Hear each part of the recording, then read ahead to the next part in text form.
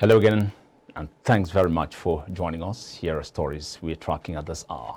I'm Michael Nas. The federal government is set to reopen the Trans-Niger pipeline that transports about 180,000 barrels of crude oil daily. The pipeline was shut down 6 months ago due to vandalism and theft at the oil export facility. The pipeline also serves as part of the country's gas liquids evacuation infrastructure, which is vital for domestic power generation and the export of liquefied gas. But the TNP was closed by Shell about 6 months ago after it was vandalized. This stalled the transportation of 180,000 barrels per day of crude via the channel. The group general manager, National Petroleum Investment Management Services, BAILOUT, disclosed in a series of tweets on Sunday that the pipeline would be reopened. NAPIMS is a subsidiary of the Nigerian National Petroleum Company Limited. The federal government has fined oil and gas firms operating in the country the sum of $294 million, which is about 127 billion naira, for gas flaring. A recent statistic released by the National Oil Spill Detection and Response Agency, NOSDRA, said the fine was for gas flared between January and August 2022. The agency said a total of 147 billion standard cubic feet, costing $515 million, which was about 222 billion naira, was flared in their period under review. The quantity of gas flared in the period was 13% lower than the 169 billion SCF of gas, valued at $591 million, which was about 255 billion naira, fled in the same period in 2021. NOSDRA has also noted that the volume of gas flared in the period under review in 2022 was equivalent to carbon dioxide emissions of 8 million, which could have fetched the country about 15 gigawatts of hour of electricity as a result of gas flare in 8 months. In comparison, the 168.9 billion SSCF of gas flared in the same period in 2021 attracted penalties of $338 million, about 146 billion naira, which, while it was equivalent to carbon dioxide emissions of 9 million tons and was capable of generating 16,900 gigawatts of our electricity. Illegal bunkering, theft, and vandalism are the major culprits contributing to a huge reduction in Nigeria's oil production. This was the view of oil and gas expert Dayo Okundayo, on the backdrop of reports that Nigeria's oil production dropped to 900,000 barrels in August. Nigeria joined the ranks of oil producers in 1958 when its first oil field came on stream, producing 5,100 barrels per day. However, exploration rights in onshore and offshore areas adjoining the Niger Delta were extended to other foreign companies after independence in 1960. 62 years down the line, the nation cannot boast of an average production to meet its OPEC quota.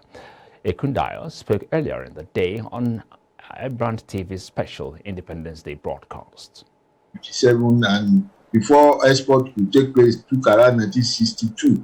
So a lot of events have taken place or are taking place between there and now. And when you look at what we were producing the first export we made, what's actually responsible for the dwindling in the production, in the crude oil production, we all know what has happened, the crude oil debt and vandalism. And these are being what the federal government is trying to curb in terms of introducing new technology, in fact, calling the international players not to buy crude oil from stolen crude oil from any individual or group of people or companies, that these people can actually identify stolen crude oil. So we know what is responsible, which is oil debt, and we know how it has been done, illegally bunkering, and which is what is happening now. All right. Now, already, yeah. Go ahead. Go ahead. Yes. Already, it's affecting the economy badly. And we all know that the crude oil price had the right reason. I mean, it was identified a few days ago that even the Navy, even the soldiers, even the military and all those sort of paramilitary personnel, they are involved in this thing. And you remember, and I'm still worried that we are paying so much to this group of people that are in Niger Delta to protect our pipeline. Yet, they are still stealing crude oil from this pipeline. Yet, the federal government is still going ahead to award that contract of protecting the pipeline to these people. I don't know. You see, I forgot the name of the guy now. We all know what is happening. So what I'm saying is that, yes, it involves a lot of cabal. It involves a lot of cartel, which are into this stealing of Nigerian crude. And you ask why is it difficult for government to address it? To address it. Yeah, I will tell you 2 points. One, as I said, it involves high scale collaborative group of people.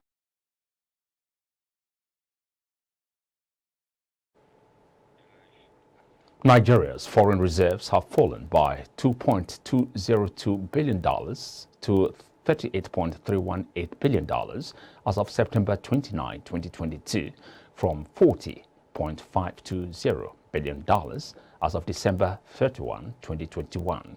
This is a 5.42% decrease in foreign reserves. Despite rising oil prices this year, Nigeria's foreign exchange reserves have been depleted by billions of dollars. The country's reserves fell by $706 million last month, down from $39.024 billion on September the 1st, 2022. The Apex Bank has stated that it would continue its intervention policy with the hope that the oil price surge would boost the reserves.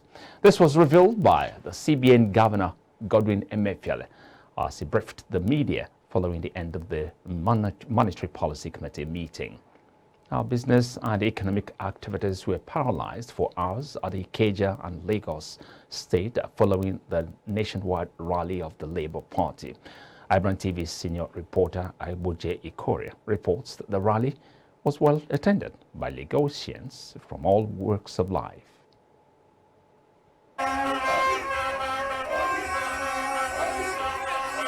Members of the obedient movement marched through major roads around Ikeja and environs to register their displeasure on the present situation in the country. As you can see, we realize that, or we have come to realization that whatever we do today doesn't signify the initial campaign, just our own knowledge and ideology to people of Lagos, especially Ikeja axis, that we have someone that we want you to vote for come February 2023, and then we hope that this our candidate that we are presenting to you will not disappoint, because his track record speaks a lot about him, and we expect that by the end of his tenure he will do rightfully well for the nation. Obi has been tested and trusted. He has done it before. He can do it again. He's the only governor and he's the only politician who has ruled and is never collecting pension nor whatever. Others are collecting everything. After ruling Anambra State, Obi left much money for them and did not owe any worker nor a pensioner. They said their decision to join the Labour Party is to end the lingering ASU strike, insecurity, bad road, power failure, and hardship amongst others in the country. We let them know that Obi will not spend his kobo till the movement is over. And come 2023, ASU Rock is for us. Not for only Obi, it is for the masses. It's not for only one person, for everybody. This is the movement, and we have started the movement. Nigeria is now a place where somebody who is a child of nobody, without the help of anybody, will become somebody. He stands to be the only man who, in the course of leaving office, he invited both the EFCC, ICPC, and police to come and investigate, to come and check him before he left office. He will always tell you to go and verify. You can see the crowd. Nobody is paid here by anybody. We are not paid in any way. this is the first time that we are choosing a leader ourselves. Several other groups also joined the obedient rally across the country. I, Buji Warrior, reporting for iBrandTV News.